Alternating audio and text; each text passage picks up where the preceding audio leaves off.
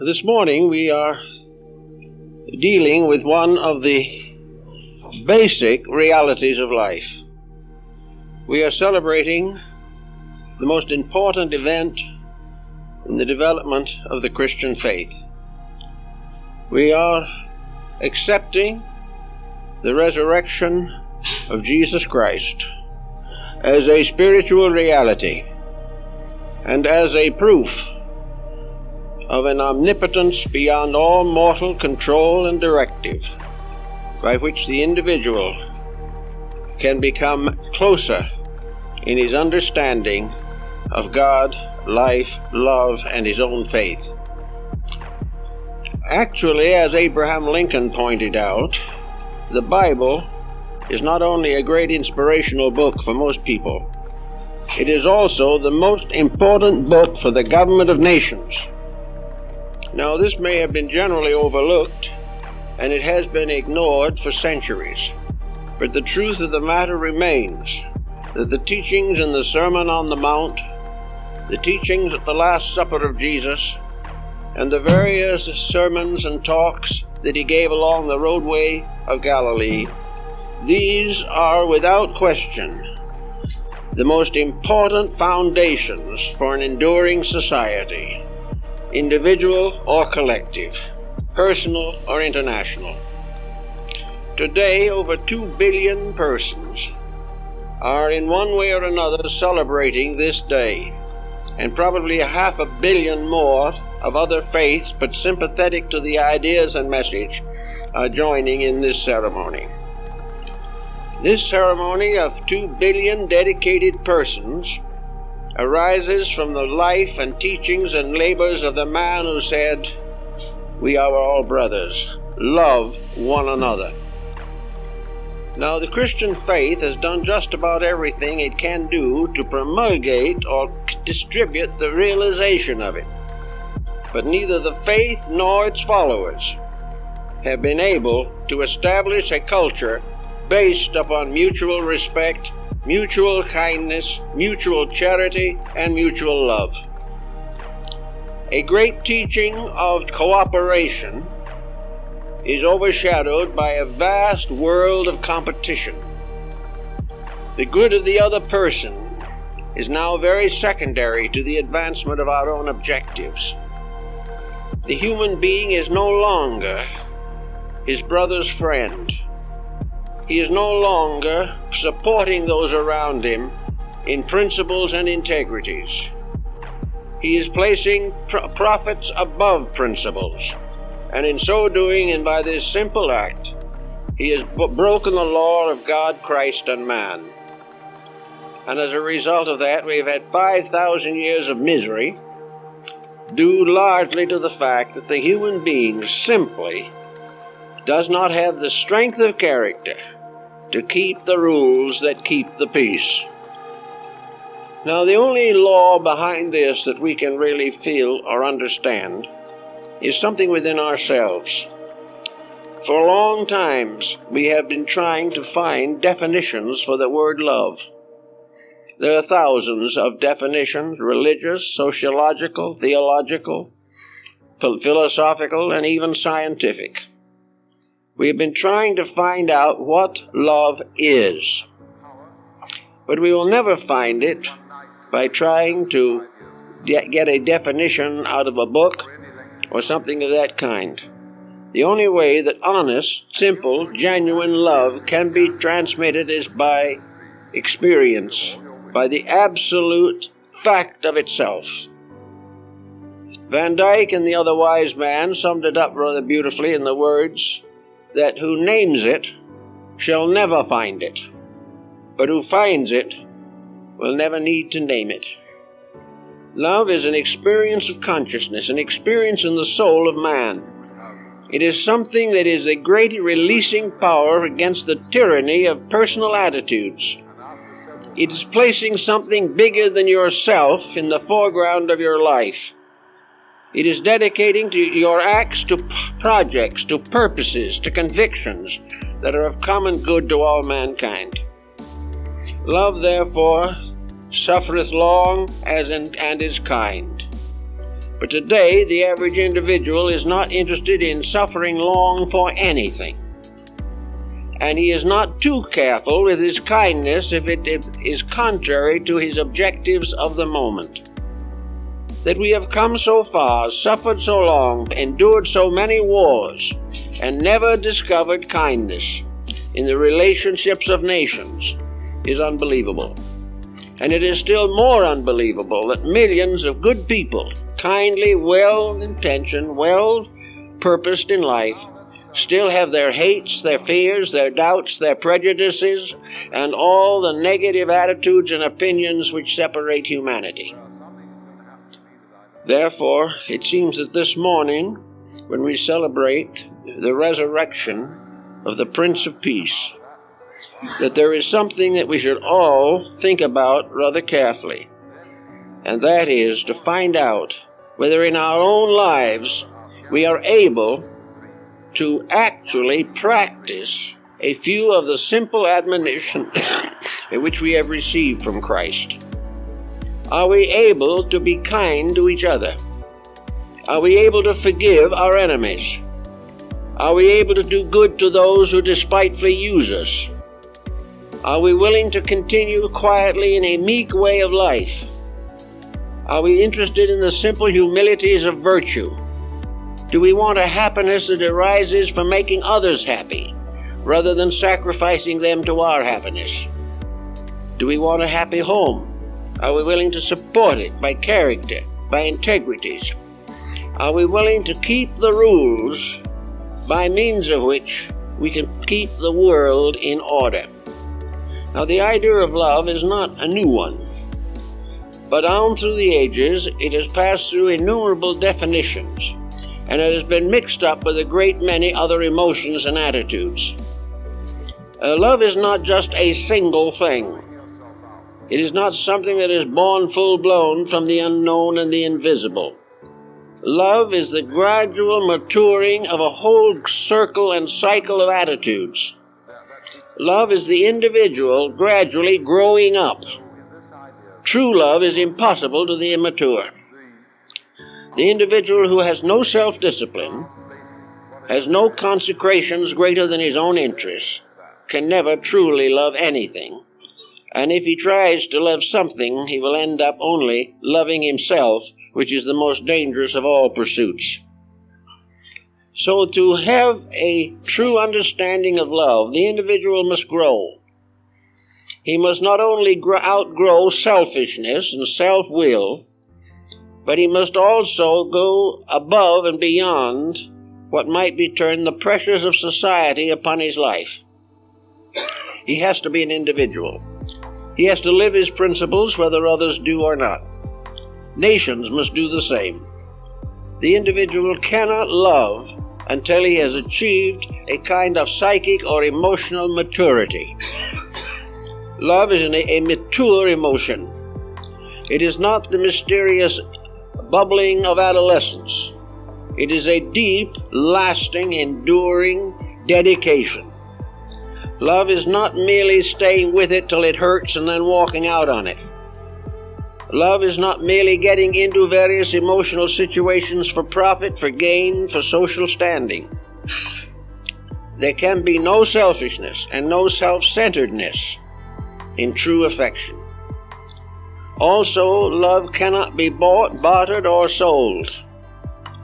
Love can never be tempted into existence by luxuries, by social advantages. It remains as it has always been, basically, the purest of all human emotions. And if it becomes adulterated or becomes defiled, it is one of the most terrible adversities with which we must struggle in our course of existence. An example of this point, I think I probably have told you before, but maybe long ago. I knew a young man who grew up in a small family, and he had a sister. And when this sister was about 15 years old, she was stricken with polio. And from that time, she never walked again. This young man made himself, so to say, her constant attendant. He protected her in every way possible. sacrificed every sport and pleasure that would normally have been his because of his great admiration and devotion for his sister, whom he deeply loved. After about 15 years of this relationship, the sister died, and the young man was left to start out on an individual life of his own. What did he do? He married a very wonderful girl who had been paralyzed at birth, and spent the rest of his life taking care of her. He wanted something to serve. He did not want people to serve him. He did not necessarily want to be loved, but he wanted to love with everything that he had. He wanted to dedicate his life to making somebody happy. And no education he could have secured elsewhere, no degree in science, philosophy, or religion could have given him the wealth of life and the tremendous internal growth that the simple devotion to the need of others resulted in him possessing. And finally, the wife also passed on after about 30 years. And someone said to him, "John, I don't know how you did it. You had to get her up and down every day. You had to carry her. You had to come home from your work every noon and cook her lunch. She could do nothing.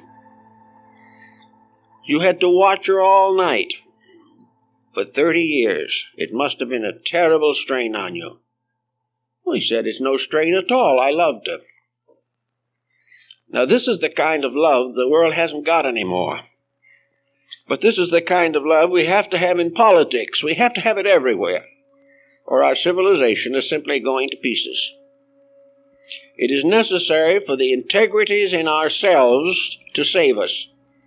We must bring our own wisdom and our own insight to bear upon the problems of daily living. We have long worshipped by attending places of religious gathering. We have been baptized, we have taken communion, we have gone through certain sacraments, particularly in the Protestant communion, the sacrament of marriage. We have done all these things in the name of religion, in the name of a spiritual reality.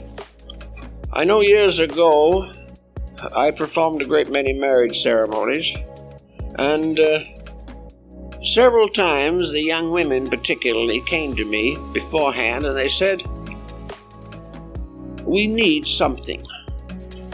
We could go to a justice of the peace, or we could go to some orthodox source and have a traditional wedding. But to make a marriage a success, we have to remember something. We have to have felt within ourselves a dedication, a responsibility. We needed the will of God to move us down through the years, or we could not make it. We had to have something beautiful to think about when the going got rough. And so nearly always, those who were really anxious in having a true marriage wanted some type of religious experience in connection with it. They wanted the blessing of heaven upon themselves and their futures. They wanted the blessing of heaven upon their children when they came. And they wanted to grow old and quiet together under a blessed attachment which had been strengthened by a moral dedication. So in these days, we can go back to the Pharaoh Akhenaten, 1100 years before the beginning of the Christian era, and we can see this frail, sickly man who died of a broken heart.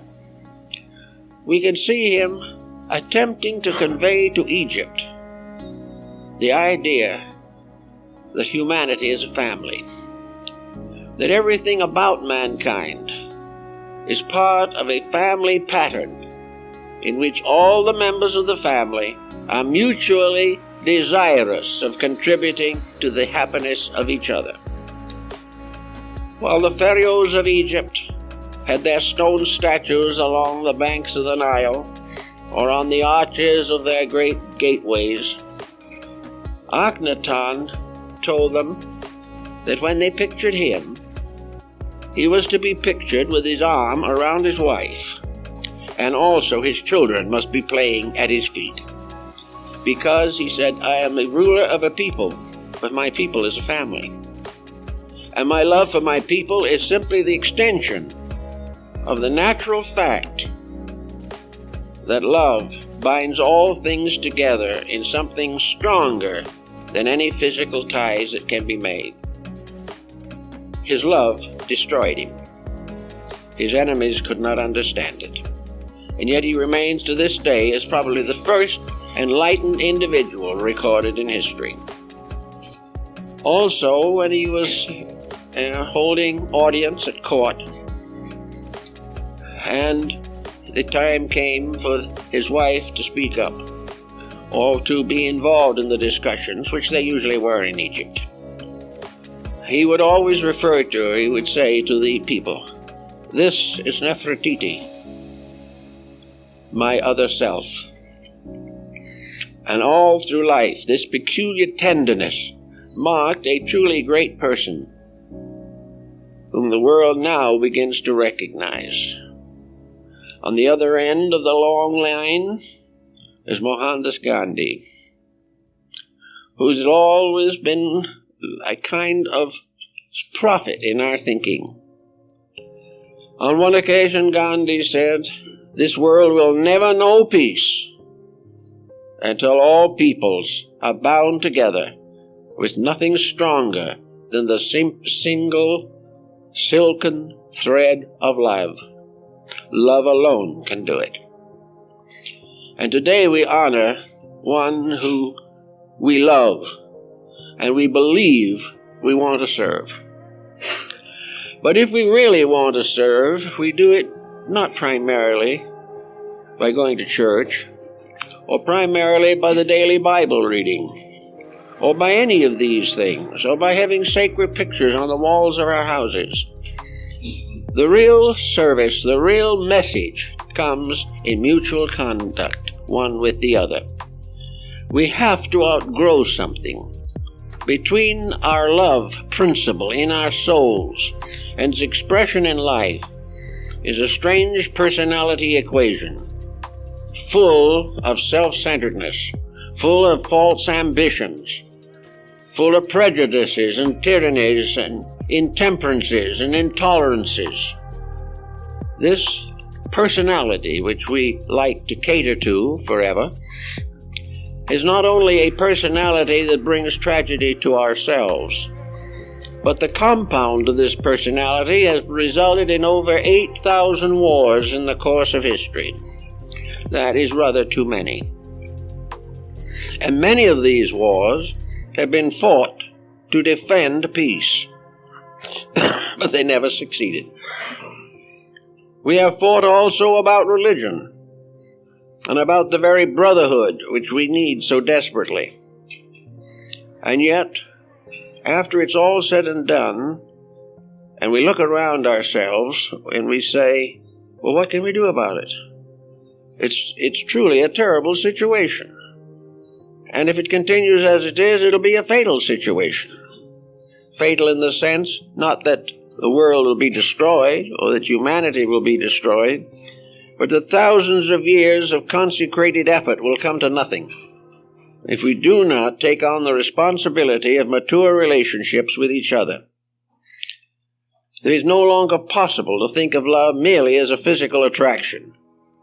And in spite of the literature to the contrary, in spite of the fact practically all our entertainment is based upon a frothy type of human relationships, none of this is going to do very much to protect us in time of trouble.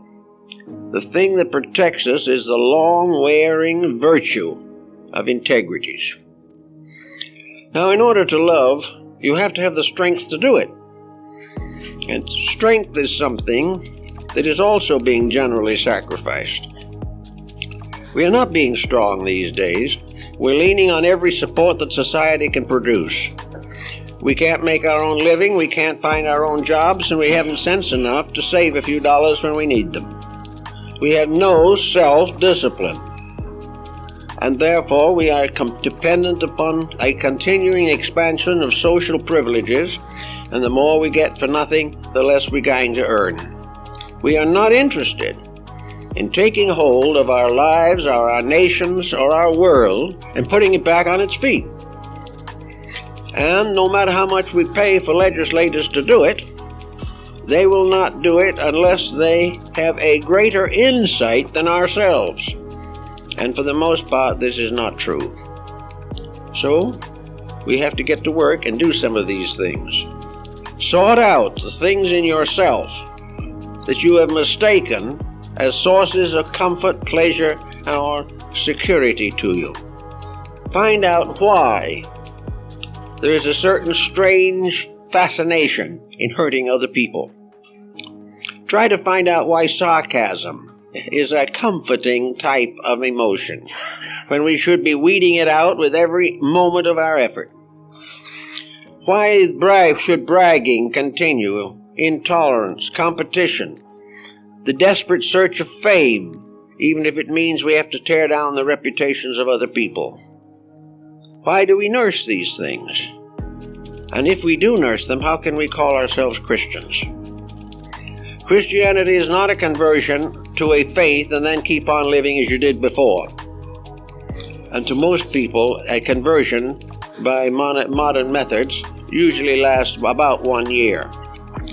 I spent an afternoon with a group of elderly clergymen who had been in the missionary field long ago, and I asked one of them, I said, how do these conversions work out? See, one of them said he'd saved about 500, another one said he'd saved about 5,000. It was quite competitive, by the way, for a Christian gathering. And he said, well, I'll tell you, we used to want to go around the country, you see, and have these tent meetings and baptisms and naked down the Sawdust Trail. I said, well, how long did it last? Well, he said, about a year. We got them converted, but if we didn't come back within a year and do it over again, they were bad backsliders after a short time. And this is the problem. Under the hysteria of the moment, under a great emotional appeal, under a very brilliant orator, the individual may be moved to some kind of a temporary improvement. But when it comes to crossing his natural interest, making him do things he really doesn't want to do, his religion gradually fades away. We have today alcoholism in the great Christian world, something that should never have existed. Narcotics. And we have narcotics very largely being manipulated and exchanged and handled by nominal Christian people. This isn't good. Why do we do these things? Because they're profitable. So little by little we have crowded our ethics out of our lives. We have taken the attitude that success is the only valuable thing, and to it we must sacrifice all else. Now there's another side to this coin also. We are sacrificing all that is best in us for a certain amount of temporal gain. We are sacrificing our divine birthright for a bowl of porridge. And when the time comes, what happens? We lie down quietly in the sod or are blown away by the wind, and all this compromise, all this subterfuge, all the happiness or unhappiness that we think we have caused, all of this fades away. There's nothing left. As it was said of John Taylor, the water poet, in our lives we write our careers on water, and they vanish. So what is the result of all the compromises? Just that we fold up and depart as we always have. But one difference. When we fold up and depart, we nearly always leave something behind us for someone else to pick up. We leave debris behind us. We leave misery. We leave tragedy. We leave children who are wrongly brought up.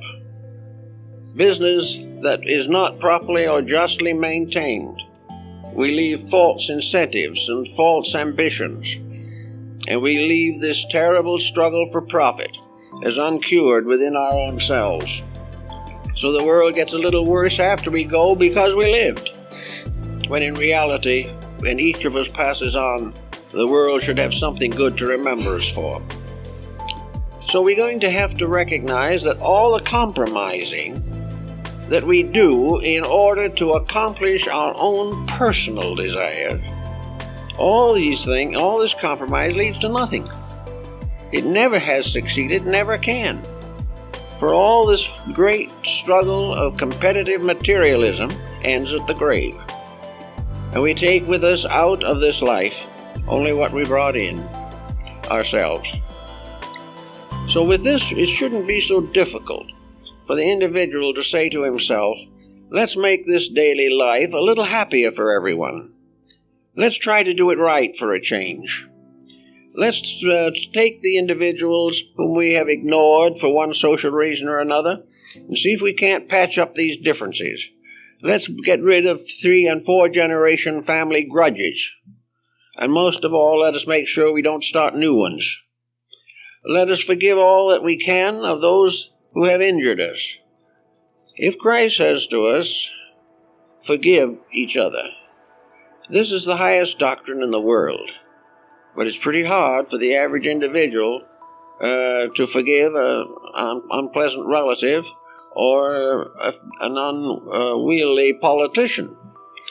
Actually, the first impulse is to revenge. And it is revenge that has ruled the world for thousands of years and caused the wars, crimes, delinquencies, and miseries of the ages. Looking back over history, it is amazing how much beauty has been destroyed by selfishness, how much ambition is torn down, and how little it is gained. The tyrant who gathered a great fortune or became a ruler over men vanished away, for as one philosopher rather wisely observed, no individual has ever been able to kill his own successor. That is something we can't do. We struggle for a while, try to do what we want to do, and then we go. And it would be a very good idea to try to make this going a little bit better for everything involved. How would it do to try for a moment to simply look for the right in the terms of the integrities that we can recognize? We have from the New Testament a great many wonderful thoughts. We have the great belief or realization of the inevitable friendship of mankind. The New Testament emphasizes friendship above brotherhood, strangely enough, because brothers can have a heck of a time. They can be at each other's throats all their lives and never speak to each other after they're 10 years old. But friends, it's a little different. We may be unhappy if a false friend comes along, but friendship as a whole has more endurance and more possibility of development, and gives us the privilege to pick those that we wish to have close to us, rather than to depend upon alliances of blood alone. So friendship is very important. But in order to have a friend, you have to be a friend. And the having a friend is delightful, being a friend is a nuisance. And this type of thing is part of an immaturity that has been trained into us. A small child, 2 or 3 years old, doesn't seem to have any great difficulty in loving its mother, and she has no difficulty in loving it. She realizes the trust that the child has. She feels the tremendous responsibility of caring for that child. But as she gets older and the child gets older and the things change and break away, most of this noble nearness is lost, and each goes off into a way of their own, in a world in which love is not a dominant factor. Real love, apart from physical relationships, which are very impermanent, real love is rare, and it's not easy for a child to find an example or examples of individuals or societies or nations that really have sincere regards for each other. To find, when you go out into the world, that all the nice things you thought about are false is a great disillusionment. Years ago, when I was young and in my prime, about 12 years old, I went to Sunday school. It was a more or less of a harrowing experience, I'll admit. But it had its advantages. And one of the observations or occurrences was that we followed the journeys of St. Paul with red tacks on a blackboard. And we found all the places where he was shipwrecked or where anything happened to him. And we learned how he was treated here and treated there. And we found out how he preached in Athens in the Acropolis, and also how he was shipwrecked on the island of Malta. All those things were part of a fascinating discussion that was very interesting. So I listened then with more interest to the 1st and 2nd Corinthians and found out some of the things that he had to say about life.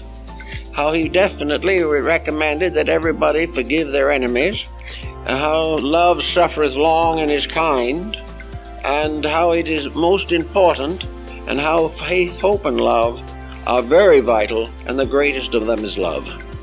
All this was very inspiring because we were having a little family difficulties at that time, so I thought I'd go home and take the glad tidings that the relatives who have been combating each other for about 100 years would have an opportunity to understand the full implication of St. Paul's message. After I got home, I learned that they had taken on the full implication of my insubordination. And from that time on, we weren't on speaking terms for a long time. And the golden rule and things of that kind had no effect on the feuding relatives. They didn't care anything about what St. Paul said or what St. John said, and it's questioned if they'd believed anything if God had spoken in person, because they had unfinished business. There were still a few unpleasant things they could do while they were still in this world. Now, this is unfortunately too common. It may not be quite as outstanding as some of my examples, but the same principle follows. How many people who say, especially in mysticism and in the higher esoteric phases of religion, can they say that they have no prejudices? How many people can listen to a news report without castigating someone whom they know nothing about? How many people are able to daily live in harmony and in charity and accept the shortcomings of each other with a good grace? How many people, if they receive an unpleasant statement, can accept it without returning it? All these little daily things, the aggravations of life, are completely contrary to what we might call a good Christian existence. Now people will say they can't do it because they can't afford to. They cannot be right because they cannot afford to. But for the most part, the virtues that we need to cultivate for our own security do not in any way interfere with the normal relationships of life. They do not say that we cannot have friends or that we cannot pick them. They do not say that we must become paupers and go out with a begging bowl.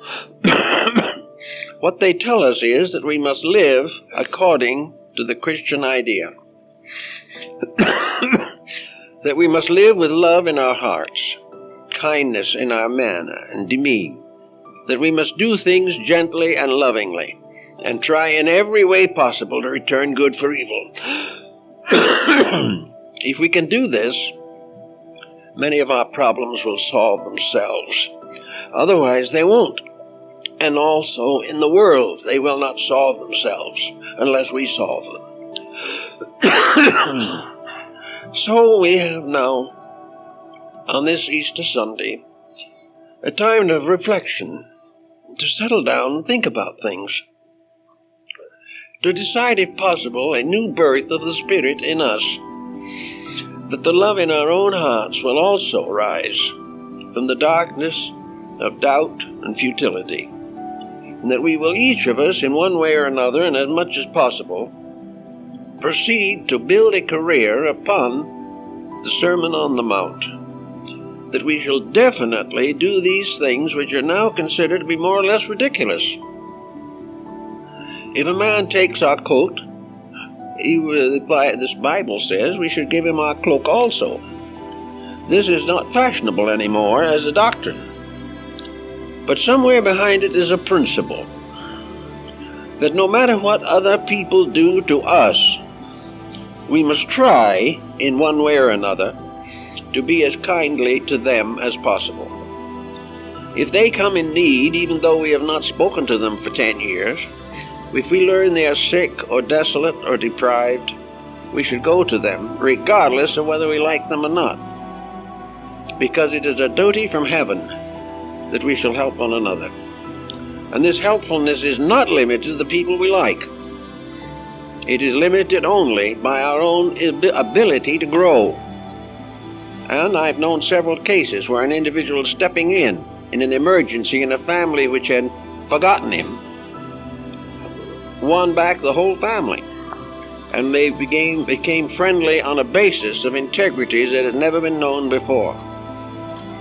As long as we have these little problems, let's try to think as St. Francis de Assisi thought. He was probably one of the greatest of the Christian mystics. And mysticism is based entirely upon the concept of man's internal experience of the love of God. The individual in whose heart mercy is dominant, who is by nature gentle, by disposition tolerant, and also adds to this a spirit of worship, a desire to truly know his God, try to obey the higher laws of life, and to serve his fellow creature as generously and lovingly as possible. This mystic begins to experience true love within himself. The love that St. Francis found extended far beyond even human relationships. He spoke of his little brothers, the animals and the beasts. He spoke about all the planets and all of the flowers growing in the fields. They were all his children. They were all his relatives. They were all part of his life. And in honor of him now in many countries, animals are baptized or blessed in the course of Christian worship. And it was a good idea. It would be more blessed if more were blessed. Because actually, most of the things that we do badly, whether we know it or not, are hurting us. When we think we have outgrown something, or through a materialistic allegiance have become too sophisticated to pay any attention to simple things, we find ourselves in a very difficult situation.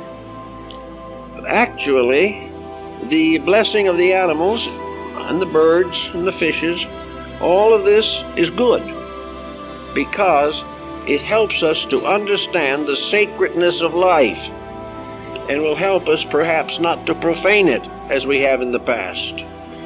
In Japan, in the little town of Nara, there is the Sarasawa Pond, a little pond about 300 or 400 feet across. And here, each day, children come with little bowls, glass bowls, with a goldfish in them. And the family is there, the relatives, the grandparents, the aunts, nieces, and relations in general, and very often the temple priest, who is also very much concerned in this important undertaking. And the little toddler, who is 4 or 5 years old, has his little glass bowl in his hand, walks to the edge of the pond and dips the bowl in the water and lets the fish escape. He has therefore liberated a fish. Now, in order to liberate the fish, he had to earn the money to buy the fish. So he worked hard, and after a while, he was able to put together, maybe with friendly family help, the necessary means to buy a little fish about this long. As soon as he had it, a great sorrow came to him. Fish do not want to be in little bowls like that. Fish want to go back to the ocean from which they came, or to the water, or the streams, or the rivers. And so he couldn't be happy with the little fish, because he had made a prisoner of it. So there came the great day of resolution, and he and the family went to the side of the pond and returned the fish to the water. This was the perfect gift. This was the perfect pleasure that he had secured, not in having, but in releasing. Now, this is a practice that has been practiced in those areas for thousands of years. And it involves several other creatures. When General Grant monument in Tokyo was built a number of years ago and dedicated to General Grant, the dedication consisted of liberating birds. All the birds were set free and to honor this occasion. It was no question at all about serving them up for dinner. It was a question of releasing them back into the world to which they came. When the first American Consul General came to Japan, he demanded beef. At that time, the Japanese were vegetarian people. So it was a consternation. And of course, everyone who had a cow or anything of that kind hid it immediately or sent it up into the mountains where it couldn't be found. But finally, they got a renegade of some kind, backslider from their own beliefs, who sold them a cow. So the cow was properly slaughtered for the Consul General, and an international incident was prevented. Some years later, a monument was dedicated on the site where the cow was killed. And the beautiful statue of the cow is on top of it, stating the sorrowful circumstance that it had been martyred for the service of a barbarian. And this was what it meant. Now, these are maybe a little extreme, you know. We don't want to go too far with this. But the principle involved has something about it that is very beautiful. The principle of preserving, of taking care, of loving, of doing everything possible to protect life.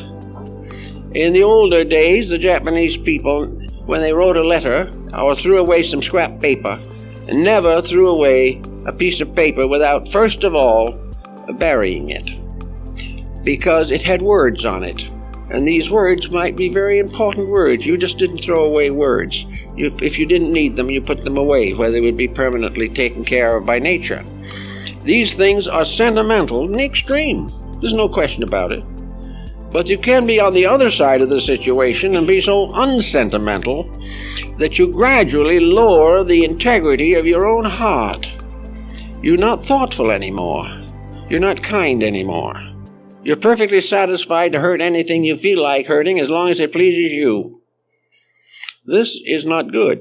I was talking not long ago with a nutritionist of considerable standing. I don't want to name anybody, but there was a prominent person. And they told me, they said, you know, there's one of the greatest troubles of the American people at the present time is that they're eating far too much meat. They're going to pay for it. They're going to pay for these $5 steaks, and it's not going to be in terms of money. All of these tremendous overdoings of things, these catering to appetites at the expense of integrities, this useless waste of life that we have become adjusted to, is part of the cause of our troubles.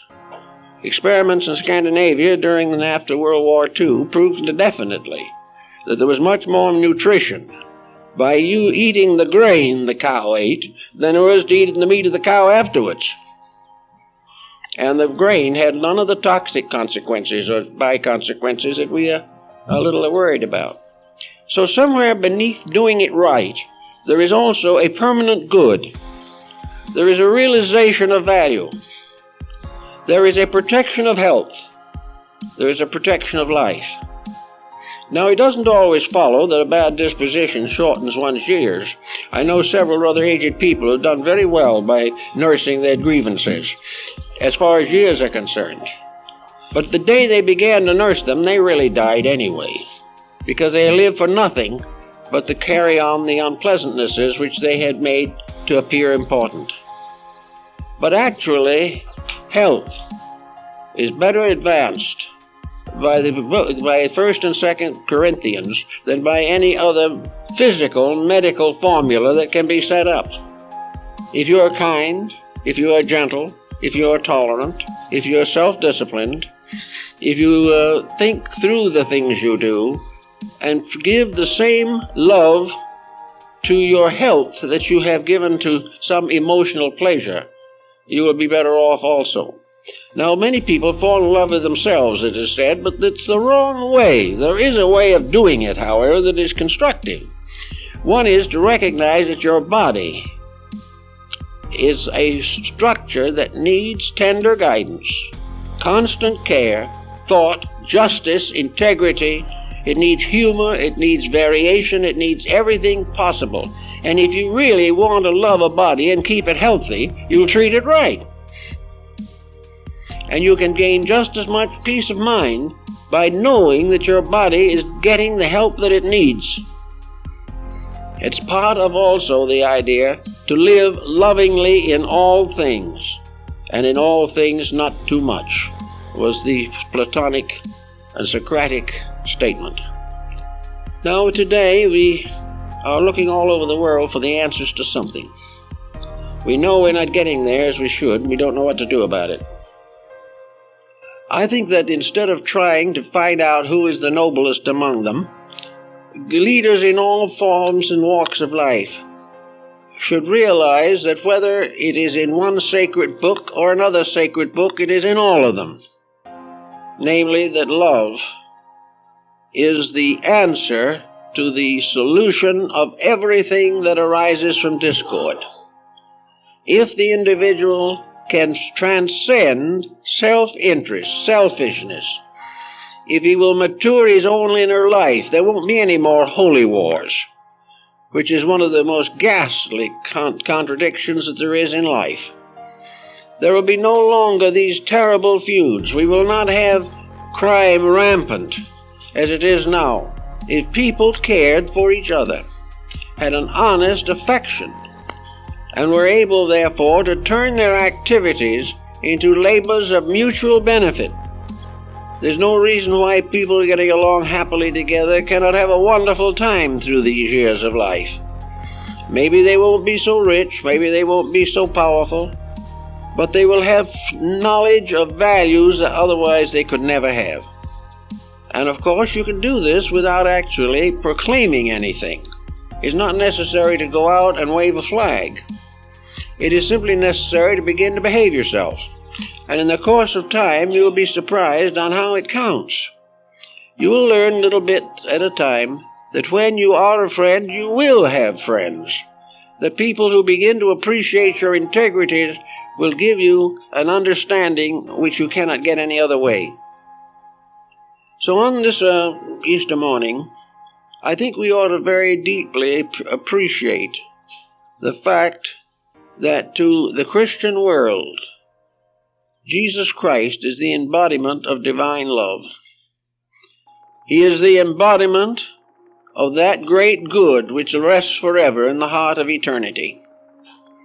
He bears witness to the way of life in the house of dark places. He came to set a symbol upon us that we should obey the simple instruction of virtue, that we all can know what peace is, and by becoming aware of the grandeur of it, we can help to share it. Someday we can walk out of this nation into another nation or around the world without a boundary, without papers, without spies, without espionage. These things are part of a stupidity that has afflicted mankind from the beginning. Why? Why did the human being always put the wrong foot forward? Well, one of the reasons was because he was selfish.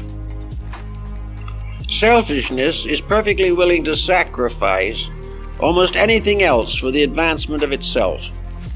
Ambition has created more miseries than almost all other forms of lawbreaking. The unbridled determination to achieve worldly accomplishment, fame, and distinction. The idea of marrying for money. The idea of nobly quoting and watching for opportunities to discredit someone else so that we can take their place. All this type is foolish. The wealthy families are not happy, and today we can see by the press the miseries they're in. No one can be happy because he has broken the rules, but very few people are strong enough to keep the rules. Now there's another side also to this problem. And that is, how are we going to escape the pressures around us? A great many people have always decided the fight was too hard. So they have retired from the world. They have taken on sacred orders. They have departed into distant places. They have built hermitages on the tops of mountains. They have decided to renounce mankind because they can't live with it any longer. So they go off by themselves, and this again is a complete mistake. No individual can become more proficient in the realization of the divine plan for man. No one can become more proficient unless he is in there fighting. Fighting in a sense of living from day to day, keeping the faith, keeping the truths in the presence of adversity and animosities, staying with it. Because it is only by staying with it that we grow. It is only then when we are tempted to do wrong that our virtues are worth anything. To run away from temptation is not to be strong, it's to be very weak. But to stay where we are, in the place where we are, and take on the job the best we can, has its rewards. Now, a person is not expected to make a complete change of everything that they are. But we can, I think, do a great deal of good every day by trying in simple ways to cultivate a few constructive attitudes and relationships. One common thing we should all think about is to try and find how to bring children and parents into closer understanding. How to find out the principles upon which mutual respect can be built. To do this may take quite a bit of thought, particularly if it has been delayed until the wrong foundations are deeply laid. But anywhere around us, where there is an animosity and antagonism, wherever there's a prejudice or conceit, we can go to work on it. We can determine to the best of our ability that we are going to become truly a religious people. For as we find in the Bible, if you love me, keep my commandments. Many people say they love God or love Christ, but they do not keep the commandments. Now, if these commandments were a bunch of superstitions, as lots of people would like to think they are, it would all be different. But no one has ever proven that the commandments as given by Jesus are superstitions. No one has ever been able to prove that the world can gain anything by breaking them. But there are many ways of proving beyond doubt that we can gain tremendously by keeping them. Whether they were devised by some mortal in ancient times, or whether they came directly from heaven is not important. They are the basis of a conduct by which we can survive. They are the basis of relationships which are necessary to our own well-being. Therefore, they are worth thinking about. We know that we can, with effort, make changes in ourselves. So, let us think now, not of what heaven can do for us, but what we can do to advance truth in our own lives. Advance beauty and integrity. Advance common affection and regard. Know the neighbors. Know the friends. Try to understand people in trouble. And if there is spare time, nothing to do, don't waste it. Try to use it for the common good. Many people today would be far happier and wiser and better if they'd cut down the televiewing program and donate time and energy to constructive philanthropies. This business of constantly pleasing ourselves, thoughtless of the effect of others, or by simply believing that we give $1, that takes care of everything. The gift without the giver is bare. The entire problem of life is to gradually release, in a sense, the Christ quality through ourselves. The Christ in you, the hope of glory. The Christian principles being lived by each of us in our daily life. These, when they flow from us, become virtually a second coming. These principles coming forth from us return the Christ power to the world and return to man the peace and tranquility of inner security. Therefore, it is very important to try to find some way the presence of God, to practice the presence of God, to live every day not in a smug theological way. We don't even have to think of it that way. Instead of thinking of it's going to make us theologians, let us thus say it's going to make us better parents, better husbands and wives, and better citizens of the community. We don't have to hang any theological tassels on it. All we have to say is that it's common sense, and that common sense just happens to correspond constructively with the way of God. Because after all, we are part of a universe that is run by common sense, and we are the weak spots in the link. And we have to do something to take care of this. After all, this is not making a theologian out of us simply because we're honest. It simply makes a decent human being out of us. And out of the cultivation of those gentle virtues which make possible true love, we are also keeping faith with the great principles of integrity which support our world. It is very important, therefore, that we do find out a little more about love. The Neoplatonists of Alexandria also developed a code or a creed of how to understand love. They had all kinds of love listed and tried to understand it. And they made a kind of an order out of it, a sort of a scale. And at the top of the scale, they put love of God. This being the supreme adoration, the highest possible attitude of human consciousness toward reality. This was a tremendous upsurge of love, of veneration, of adoration to that eternal power upon which we are all dependent for our existence. The one power that is the parent of all that lives, and has always been and always will be the benevolent parent, except that we do not recognize or keep the rules of that benevolence.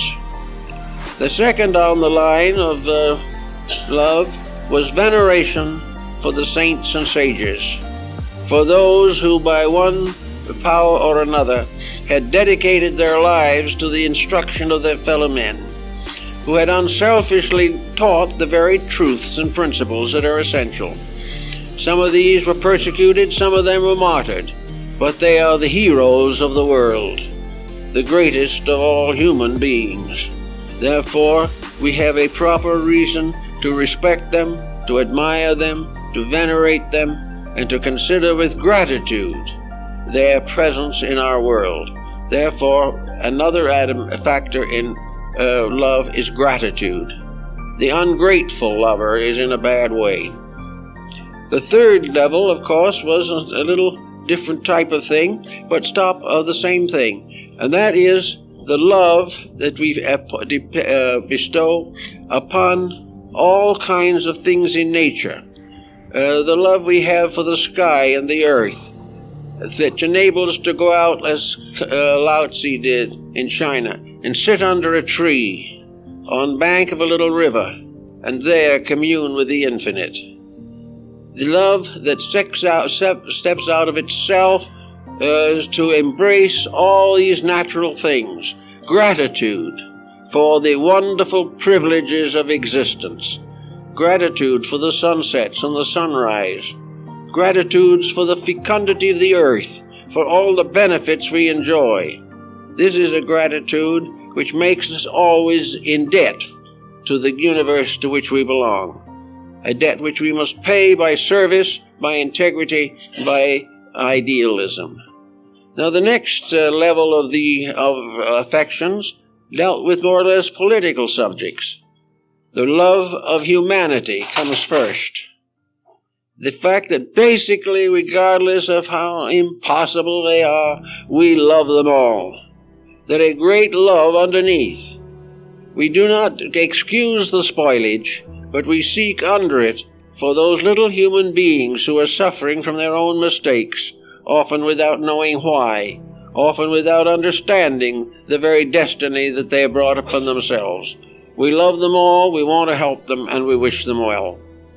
The next one, of course, is one more common to us, the love of nation or race, the great tree to which we personally belong, the branch of life which is our own. We have a certain love for our own culture, our own arts, our own sciences, our own heroes. We believe in the integrity of our own peoples, and there is a certain inevitable veneration for the background of our own personal lives, so that becomes the second. The next one is the natural love for family and all that it represents. We recognize the integrity of the pattern we have set up, and will do everything possible to make it a success. And to make it a success, we must honestly love the members of that family and place their happiness, security, and well-being above the gratification of our own appetites. We can never do anything for our own benefit that is hurtful to another if we love them. If we can perform the hurtful act, it is because we do not love. Then there is also the love of other kingdoms in nature, of birds and beasts and flowers. There is love of beauty, love of virtue, love of integrity, love of all the different levels of human achievement. There's love of music, the love of the dance. Every constructive expression of human attitudes or attitudes can be interpreted as causes of joy, causes of happiness, expressions which we can interpret in terms of love. So gradually must come to the final decision that love must finally love the beautiful. Up to a certain point, it may not appear that way, but the love will leave nothing incomplete. It must carry on and make everything beautiful, everything filled with goodness. Love takes the imperfect and inspires it to greater perfections, but never by means of positive or intolerant indoctrinations. The actual fact is, as the poets have found long ago, that there is no real need, really, for a special education in selecting objects for devotion. The only thing is to relax away from what is not right. You can sit quietly by the side of a mountain or stream, and you can, in that quietude, reconstruct the universe. You can restore your own relationships with it. You can become aware of the transcendent beauty of life as life. All of the false things can fall away. And in quietude and silence, you can learn to recognize the infinite benediction and blessedness of the divine plan. Also in the quietude of your own home, in the silence and sympathies of the day, you can quietly contemplate the labors of love. You can realize how as gradually you can transmute the antagonisms that you've nursed through the years. You can love again things that you have forgotten or have renounced because of your own misunderstandings. So out of it all comes the Christian story, the story of love that was made flesh and dwelt among us, and we knew it not, and we persecuted it, and we allowed it to perish rather than to take over our lives and give us a share of life everlasting. Today we are again persecuting it. We are again failing. This time not really because we can't do better, but because the pressures of diversified privileges make it a little easier to be thoughtless of others and seek our own advantage. As we do this, however, the momentum of disaster builds up. We are in more and more trouble every day, and we do not know why we are in this trouble. We only know that the crime record is way up. We only know that delinquency is more prevalent, that alcoholism is becoming a greater curse, that drug addiction is also on the gain among human beings. And most of those who are involved either as sufferers or distributors of death have read the Bible or know about it. They know the Christian virtues.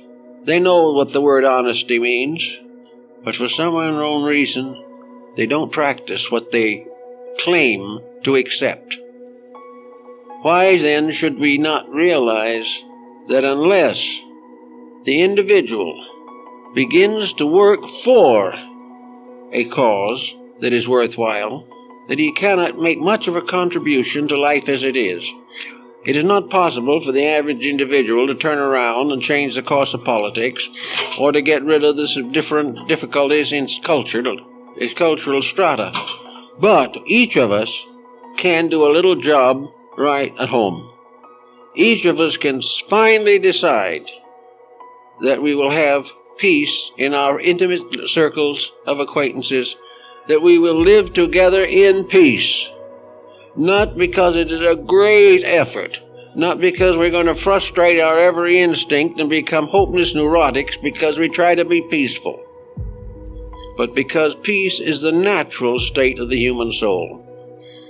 Peace within the individual is the secret of security in the outer part of him.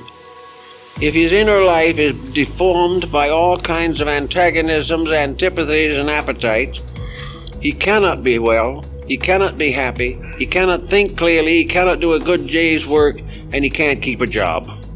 All of these things work together to the simple recognition that blessed are the meek, for they shall inherit the earth. Blessed are they that hunger and thirst after righteousness, for they shall be filled. The great blessings of life come to those who weigh and carefully consider the quiet acceptance of the Christ principle, of the continuous effort not only to be Christ-like, which means to be Christian, but also to realize that there is a little Christ in each of us that can also go out and reach to those who are a little more needy even than ourselves. The life of Christ is a life of unselfish service, of dedication to principles, and of the gradual uniting of all differences and all antagonisms. The life of Christ is a life of peace in the light of God. It is man finally making peace with the universe to which he belongs, a peace that will bring him in safety through the orbits of the stars and the planets and out into space. Everywhere in space there is great peace, great silence, great and eternal order. Everywhere in the smallest things there are mathematical sequences. There is order, discipline, and law. And the greatest of all the laws is the law of love. For it is this law by which all things are transformed. It is the great alchemical transformer. It is the mystery of the elixir of life and the powder of projection. For love takes the commonplace and transforms it into precious metal. It takes the common occurrence and the common experience and makes it sacred. It takes the daily life, which apparently is mediocre, and makes it a brilliant and marvelous experience of the Spirit. Wherever love comes, it brings with it life. When it departs, life goes with it.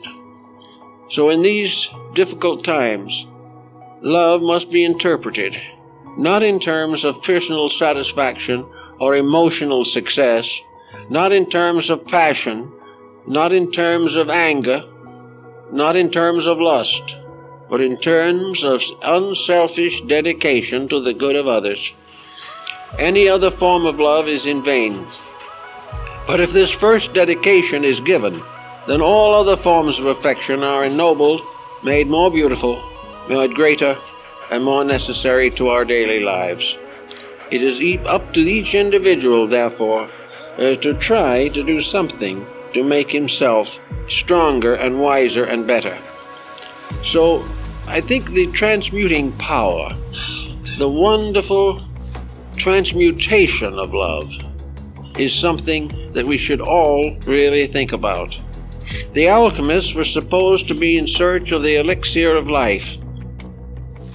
And it is probably true that a true love, bringing with it discipline and proper ordering of life, can extend years tremendously.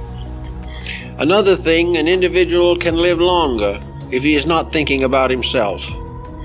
If he's at a job that is important to him, he will live till it is finished. Everything points to the dedication away from self, away from personal satisfactions, and certainly away from catering to the weaknesses of human nature. It'll not be possible to correct all these weaknesses at once, or maybe for a long time, but we can start a little. We can plant the seed of piety, the mustard seed of the scriptural parable. And by planting this mustard seed, it will grow into a great tree. And the individual who plants within himself the seed of devotion, who really allows love to become part of his life, if he allows this power that is all forever knocking at the door to come in, and he finds in his own heart a little germ of love, a little seed of a greater and more beautiful relationship with life, he can build it until it becomes a magnificent part of his complete personality. Also, there is every reason to assume, from what we know, that he can take this with him, that when he goes into the other life beyond, the love that he has here will continue to lead and guide him. For the person who loves God, loves nature, loves his fellow man, loves his world, and respects himself, there is very little problem of purgatory or any other unpleasant post-worldly condition. If the person has lived a comparatively constructive life and has done the best he could to make his life useful rather than so-called successful in terms of wealth, if he is living the principles, he can face the future with just as much peace of heart and soul. For the love that he has used in this world will go to with him, and as Walt Whitman tells us in one of his poems, that actually love loves death, and by so doing it has a victory over it forever. That death itself can be loved because of the tremendous opportunities it confers, but most people only fear it. So everywhere the virtue is important. Your Indian mystics and sages also were very much indebted to the love principle for their wisdom. They used it largely in their meditative and contemplative exercises. One of the things that they did was to try to create the transcendent being within themselves. Knowing what they are and what they do in daily life, they chose to meditate upon the fact that within themselves is another being, a being which they can visualize, that they can create by visualization, that they can actually put together by their own thoughts and their own dedications. They can visualize inwardly a beautiful transcendent being which is themselves. That this transcendent being is godlike in all its parts, because it is God. That this transcendent being lives only to do good, to achieve all that is possible for the good of mankind. And that the message of this transcendent being is, don't think about yourself. Don't try to be good. Don't try to be wise. Rather, try to love and to serve and to be grateful. And gradually the transcendent being takes over, and the individual finds that this soul power within himself, which is now locked within him, can become the ruler of his life. And when soul takes victory over matter, that you have the beginning of immortality. All the good works of man have to be blessed by the simple fact that man has kept faith, that he has kept the principles of religion, that he has used them in daily construction of worldly problems, the daily interpretation of the commonplace, but in so doing has continued to build within himself the overself, that is mysterious and wonderful power, which is the power of soul over body. This type of realization is really the height of Christianity. It was the attitude of the early Christian mystics. And there were mystics and mystery schools and systems in Christianity that are very little understood. But in all of them, all Christianity in its beginnings was consummated by the personal experience of Christ. The believer had to achieve that calmness, that quietude, that peace, that true spirit of reverence, that wonderful acceptance of the divine will. And that became the basis of the mystical experience. And the mystical experience was the only definition of love that we have ever been able to formulate that had much meaning. It was the mere fact that the individual suddenly felt himself picked up into a marvelous union in which he became again like the small babe who was perfectly happy, perfectly confident, at peace, and completely strong, held in the arms of its mother. That there was no arbitrary motives, no ulterior thoughts. The little child reached out its hands in pure and simple love, and with a strange feeling, intuitive, that this love would be returned. And this is what mysticism really was. It was the child heart in man reaching out to the eternal parent with complete certainty that that parent can never fail. This is the type of thing that we call childlike, but it is probably far more mature than anything we know. And at this time, we all need to find some source of good. And the source of good can be a dedication. It can be a determination to come a little nearer to the mystery of love by weeding out, one by one, attitudes that are not loving, attitudes that are not kind, attitudes that are not beautiful. If we can do these things, we not only fulfill our destiny, but we are Christians. And until this happens, we are somewhere on the outside looking through the bars at something that we have forbidden ourselves the right to experience.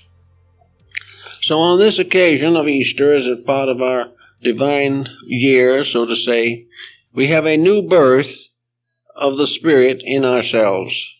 We have the resurrection and the proof, the eternal proof, that there is in man the power to redeem him.